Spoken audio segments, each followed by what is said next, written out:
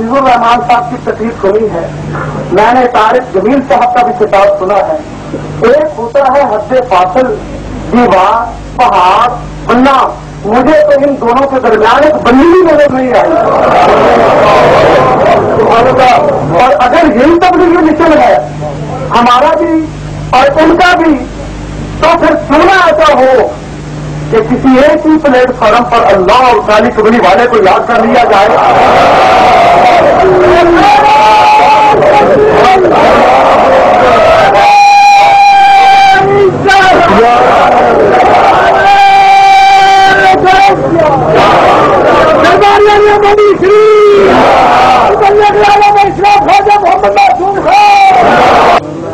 امیر یعنی جو جماعت کو چلانے والے ہیں 25 عمرا پر مشتمل ایک عظیم جماعت کل سے عصر کی نماز سے لے کر اس وقت تک ہمارے ہر پروگرام میں، نعت رسول میں، حمد باری تعالیٰ میں، عشق رسالت میں، محبت اولیاء میں، ذکر میں، فکر میں، مستی میں، کیف میں، رقص میں اور ہر کیفیت میں اس وقت جیسے یہ مسائل شامل ہے ویسے وہ بھی ساتھ شامل ہے،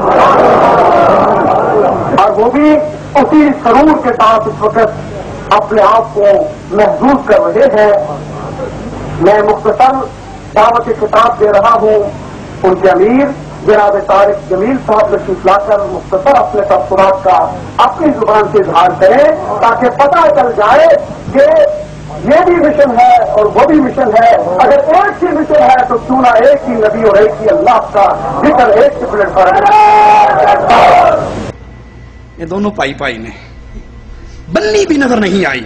اگر یہی مشن ہے تبلیغی جماعت کا تو گدی نشین مولانا دربار کا گدی نشین کہہ رہا ہے حضرت اگر یہی مشن ہے تو مولانا آئیے کیوں نہ پلیٹ فارم بھی ایک ہی کر لیں، ہمارے پاس آ جائیے اور اسی حضرت کے دربار سے یہاں پر اللہ اور کملی والے کالی کملی والے کا ذکر ہو جائے. مولانا صاحب پہنچے 25 عمرا کو لے کر، پھر ان کا تعارف بریلوی اس عرس کا انتظامیہ کا اسٹیج سیکٹری وہ اسٹیج پر آتا ہے اور کہتا ہے کہ کل عصر سے مولانا طارق جمیل رائیونڈ کے 25 امیروں کو لے کر آئے ہیں. انہوں نے یہاں آ کر نعت رسول میں، حمد باری تعالیٰ میں، محبت اولیاء میں، ذکر میں، فکر میں، مستی میں، وجد میں، کیف میں، ہر کیفیت میں وہ کچھ کیا ہے جو ہمارے بریلوی کر رہے ہیں. میں تو یہ کہتا ہوں مولانا اگر یہی تبلیغی مشن ہے تو رائیونڈ کو چھوڑ دو، حضرت کے دربار سے اپنی جماعتیں نکالنا شروع کر دو.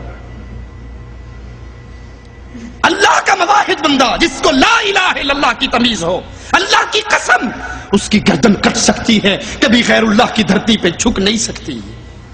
وہ اپنے آپ کو بروا سکتا ہے جیسے محمد نے کہا تھا صلی اللہ علیہ وسلم، میرے آقا نے کہا تھا، میرے نبی نے کہا تھا، میرے امام نے کہا تھا، وہابیوں کے پیر نے کہا تھا معاذ لا تشرک باللہ ان قتلتا او حرکتا، تیرے ٹکڑے ہو جائیں تب بھی شرک نہ کرنا، تجھے جلا کر راکھ کر دیا جائے تب بھی شرک نہ کرنا.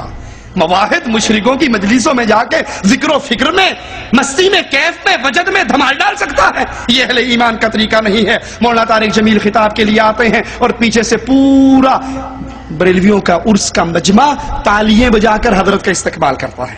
تالیوں کی گونج ہے بہترین، جس نے سی ڈی لینی ہو ہم اس کو سی ڈی دے سکتے ہیں، دکھا سکتے ہیں. اور قرآن کیا کہتا ہے اہل شرک کے بارے میں؟ وَمَا كَانَ صَلَاتُهُمْ عِنْدَ الْبَيْتِ إِلَّا مُكَاءً وَتَصْدِيَةً. مشرکین کعبے کا جس طرح ننگے ہو کر طواف کرتے تھے، اسی طرح طواف کے دوران وہ تالیاں بھی پیٹتے تھے اور سیٹیاں بھی مارتے تھے، اور اس کو عبادت سمجھتے تھے کفار مکہ.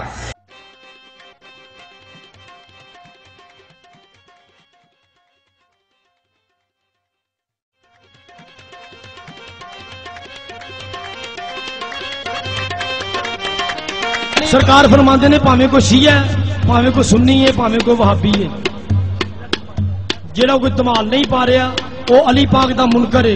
جیڑا علی پاک دا منکر ہے سرکار کہندے نے، میں سرکار نوری پوری والے دی قسم کھا کے کہنا کہ او دی حشر نو بخشش نہیں ہونی. میں دعویٰ کر کے کہنا سرکار کہندے او دی کدی بخشش نہیں ہونی جیڑا دمال نہیں پائے گا.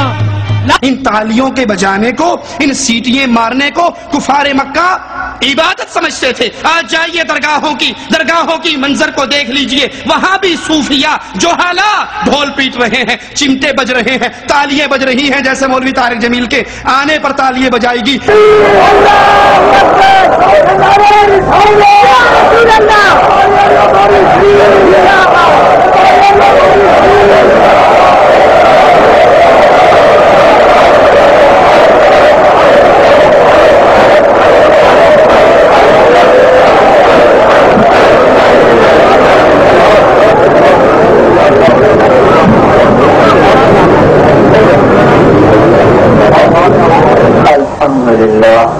اور اس دور کا مشرک بھی اس کو عبادت سمجھتا تھا. آج کے دور کا مشرک بھی کہتا ہے معرفت دی عقل نے تو اڑے پلے نہیں پہ سکتی. اللہ ایسی عقل ہمیں دے ہی نہ جس میں تالیاں عبادت بن جائے. یہ عقل اللہ دشمن کو بھی نہ دے جو اتنی سی بات نہیں سمجھ سکتا کہ اللہ کے دین کی مجلس, لا الہ الا اللہ کے ذکر کی مجلس کے اندر یہ عمل مسلمانوں کا عمل نہیں ہو سکتا.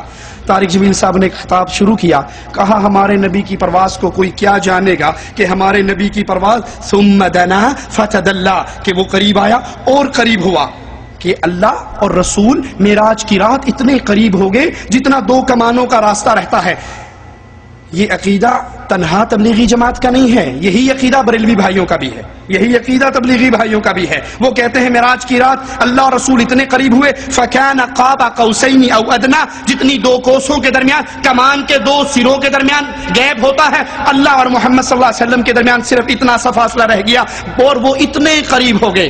حدیث کو کیا خطاب فرمایا, ثم دنا فتدلى فكان قاب قوسين او ادنى. یہ فرق بڑا لمبا چوڑا فرق ہے, وقت نہیں, لمبا چوڑا فرق ہے. لفظ اکمل اس کے کمال کو بتانے کے لیے چھوٹا ہے, لفظ عالم اس کے علم کو بتانے کے لیے چھوٹا ہے. جو قاب قوسین او ادنا تک, او ادنا ہے, او ادنا تو چکی گل رہ گی. قاب قوسین پتہ کیا ہوتا ہے؟ قاب قوس یہ میں نے آپ کے سامنے کمان کی شکل بنے, یہ کمان ہے, یہ لکڑی یہ بکرے کی آنکھ ہوتی تھی, ادھر تیر رکھ کر اس کو یوں چلاتے تھے. اینو عربی قاب آخیا جاتا ہے, اینو عربی قاب آخیا جاتا ہے. اے قاب ہے, اب قاب ہے. اب صلح ہو رہی ہے, 2 قبیلے لڑ کے تھک کر ہوں صلح ہو رہی. صلح کیسے ہوتی تھی؟ 2 سردار آ کر اپنے کمانوں کو ایسے ملاتے تھے, اے قاب ہو گئی, اے قاب ہو گئی, اے بھی قاب, اے بھی قاب, اے آ کے رل گئے. دیکھ رہے ہو نا, اس وقت ہوں رلن کی سارا تو ختم ہو گئی. تو عربوں کی صلح کی یہ نشانی تھی کہ بھئی اب یہ آپس میں متحد, آپس میں باہم اتفاق, لڑائی ختم. اب میرا اللہ یوں کہتا ہے ثم دنا فتدلى فكان قاب قوسين, یہ تو ہو گیا قاب قوسین. اور ابو اللہ کھیجندہ او ادنا, اس سے بھی زیادہ میرا محبوب میرے قریب ہو گیا. یہ ترجمہ میں کتھوں کرا, یہ تعبیر میں کتھوں لیا,